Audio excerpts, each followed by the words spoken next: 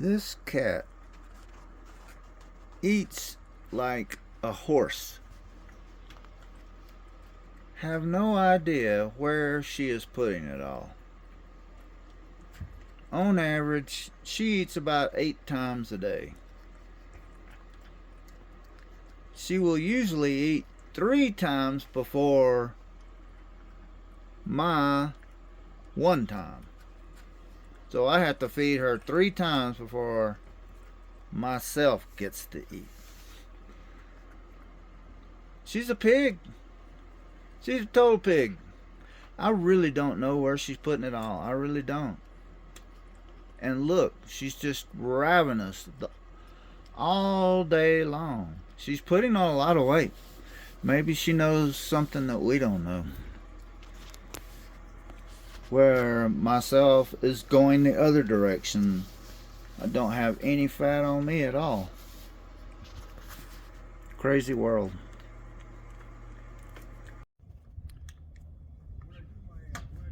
Those people stayed for a couple of days. I guess they're emptying their trash before they're leaving.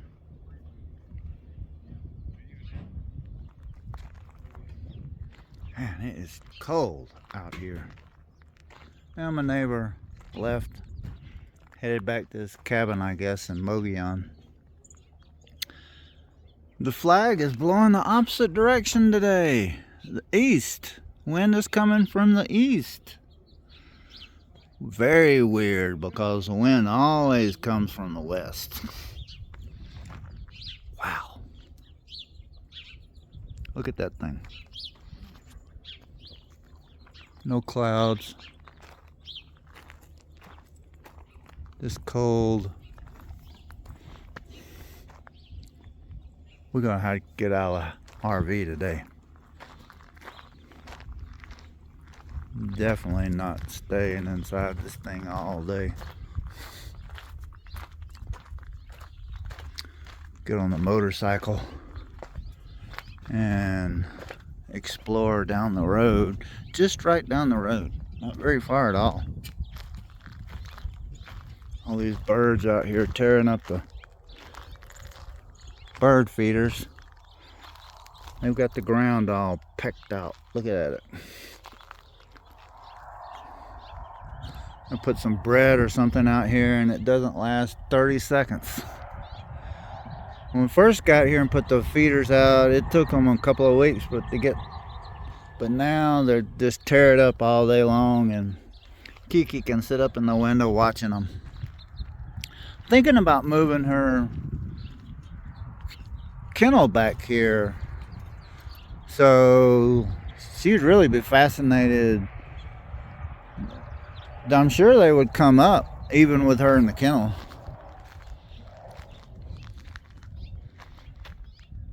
So we're gonna run down the street today. Right down the road about 3 miles is Apache Creek Canyon, and there's a big huge swath of national forest land right next to the road there, and that's where a bunch of elk always hang out. And there's several Forest Service roads that lead into there. They're trails, basically. They're not even a road, they're trails. So I'm interested in the shed hunting, because this is the time of the year where all these elk are dropping their antlers, and it would be pretty neat to find a bunch of those big antlers, wouldn't it?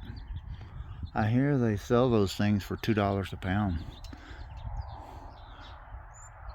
100 pounds, $200. Those things are fairly heavy, so we'll see. Just trying something new and getting out of this RV. Oh my God. And that way you don't have to go very far to explore. You don't. You can ride 10 miles into the forest and you're out in the middle of nowhere. Well, we've got a new tool for the DRZ. Any guesses?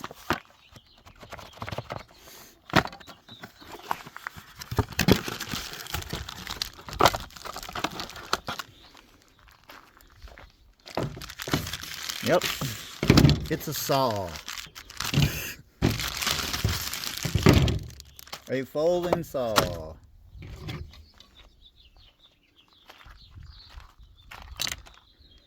Yep, that's where it'll go. Probably something like this. I wonder if will it go up underneath there? Well, I'll be daggone. Look at that. It'll go up underneath. That'll be great. We'll just zip tie it. I'm going to zip tie these two. I've got these two tire spoons wrapped around with these bungee cords, but I'm going to zip tie them to these rods here on the rack. I'll do the same thing to this, and of course have some snips or a knife to cut the zip ties off if you need them, but that way they'll stay in place. I needed this the other day. I came up on, was out there about 15 miles and came up on a tree that had fallen across the road, and it was just big enough, too big to try to move, and it was too big to try to ride over, but it was big enough to cut, and even if I can move it 6 inches, it could at least ridden through there, you know, maybe at an angle or something. But definitely need one of these, and this one looks like a pretty good, I think it has a 12-inch blade. Probably just get another blade when this one wears out, but it's very sharp. I think it'll work out okay. It's folding exactly what we need. Oh, got every kind of tool imaginable but a folding saw. So now we've got one of those.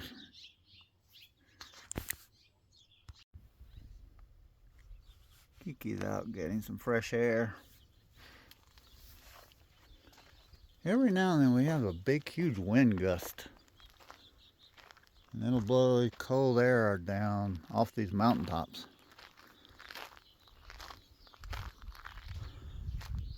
Yeah, I filled this up yesterday, and look, over the course of 24 hours, they have thrown it all on the ground. That's about it. Today, hopefully, we're going to explore down the road down here a couple of miles. About 3 miles down the road is where Apache Creek Canyon runs into the Tularosa River, which parallels this Highway 12 out here. Right at the base of the mountain there is a river. And then about 3 miles down the road, a creek that comes from the north enters into the Tularosa 3 miles down this way. But right before that is a really big patch of National Forest Service land that borders the highway out here. Because most of this area right here is private because it's called Cruzville. Some family homesteaded this area because it's flat. Now, everywhere around here is national forest. Everywhere you see trees are national forest. But just down the road down here is where the national forest land goes right out to the highway, and there's a couple, 2 or 3 access points to where you can go in there, and there are several elk herds that frequent that area. So I want to ride up in there. The trails are kind of hard to find on purpose, and ride up in there and look for sheds, because this is the time of the year for all the elk to be dropping their antlers. That's on today's agenda.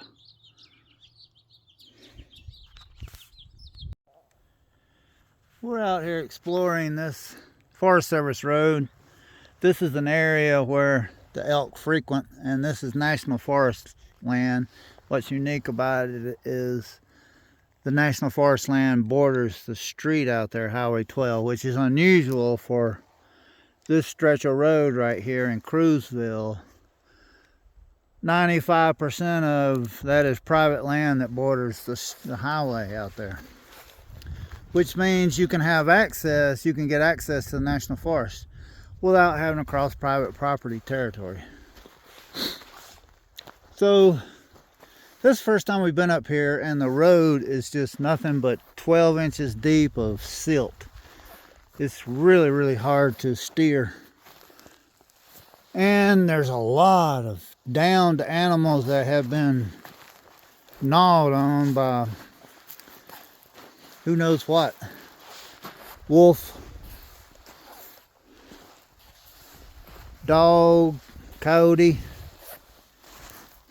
I don't see any really, really big prints, but these gray wolves,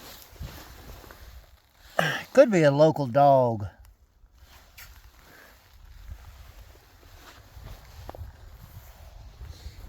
Now I don't know what brought this down, but it is cleaned. The head's gone, which, I don't know, is that an ear right there? It's hard to tell. Thing is stinky bad. And I flipped it over, it was laying right here. I don't know what brought it down, but I don't think a predator brought it down. I think a hunter, it's just a wild guess, left it here. There's a couple of more up there, not quite as mangled as this one, or as intact. But this is what the road looks like out there. I mean, it's a foot before you get down to any solid ground. So it's a lot easier just to drive up here on the off the road right next to it.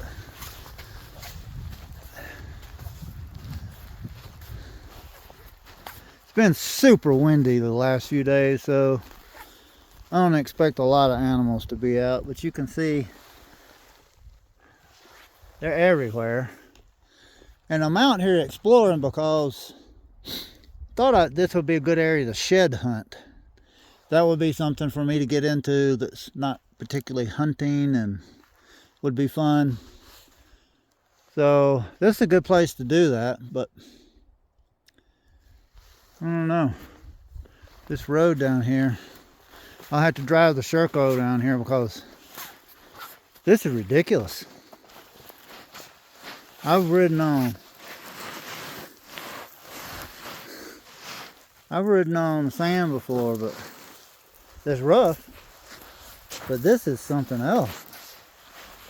It's silty. It's just so fine. It's quicksand.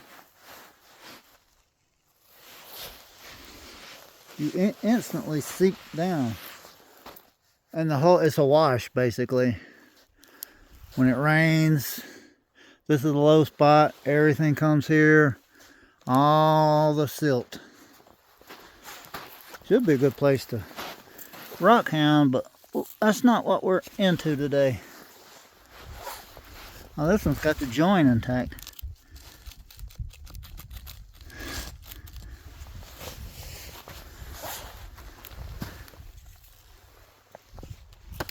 Oh, Lord. All right. We've got one other spot we can go to. But this is just a couple miles down the road from the RV. A couple miles down the road from the RV.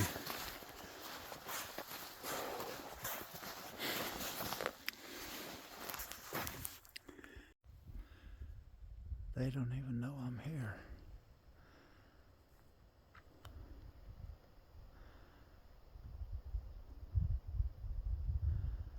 I thought I saw them up in the woods. Yep. That's a pretty big one there. This is a good spot for them.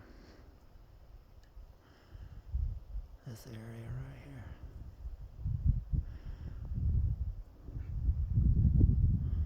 Yeah, that's a big herd.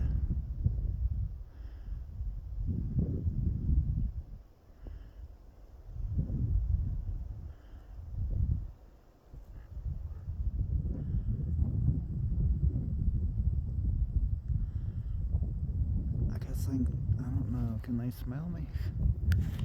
The wind is at my back, kind of.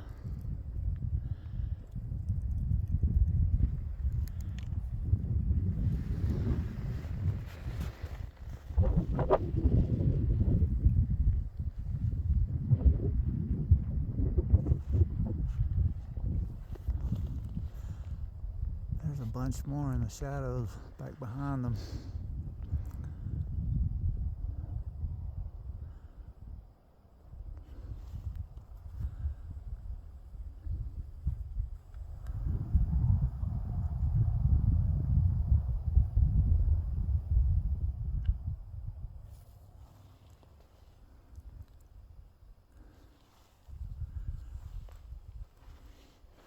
See what they do when I stand up.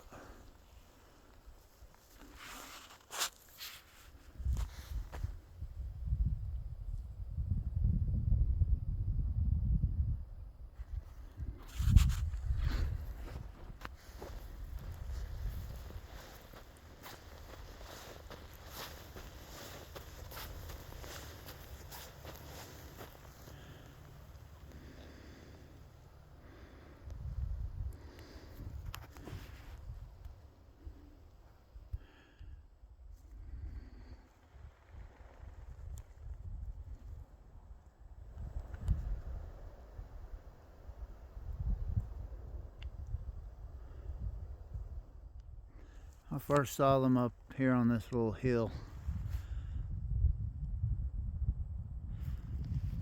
I think that's all of them. Let's see if we can go find another herd.